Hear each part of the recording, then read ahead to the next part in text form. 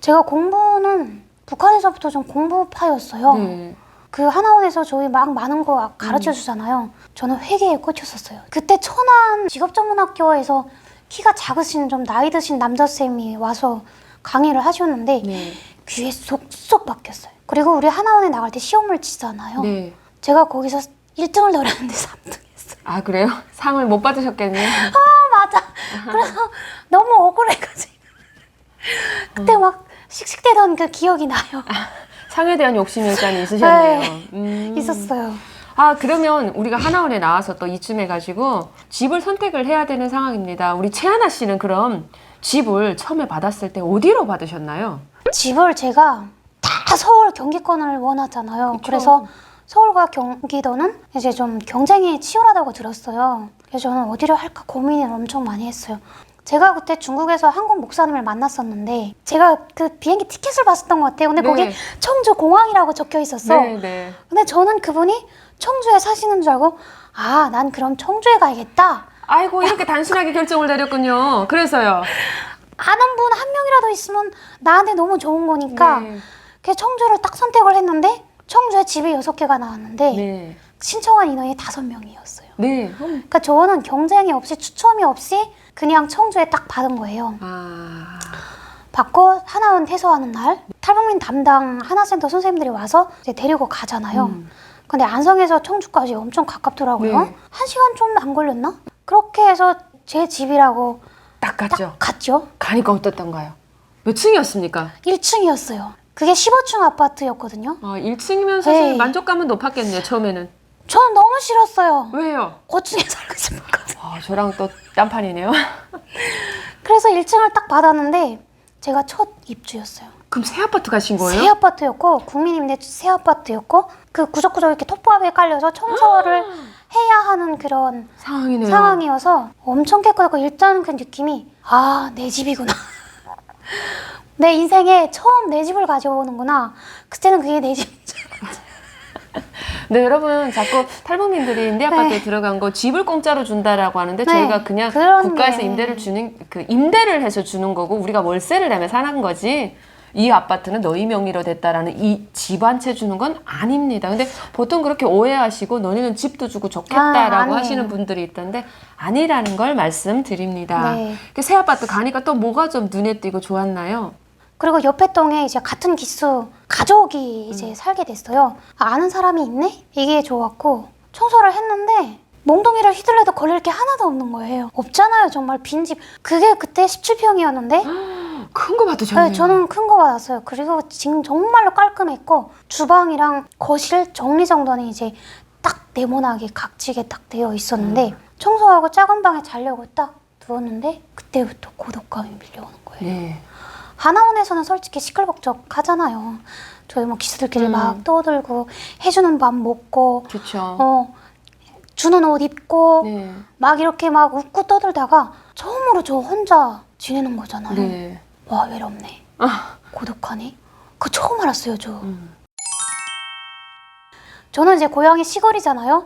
그러니까 저희는 이제 소나무에서 따는 솔광이 그게 흔했어요.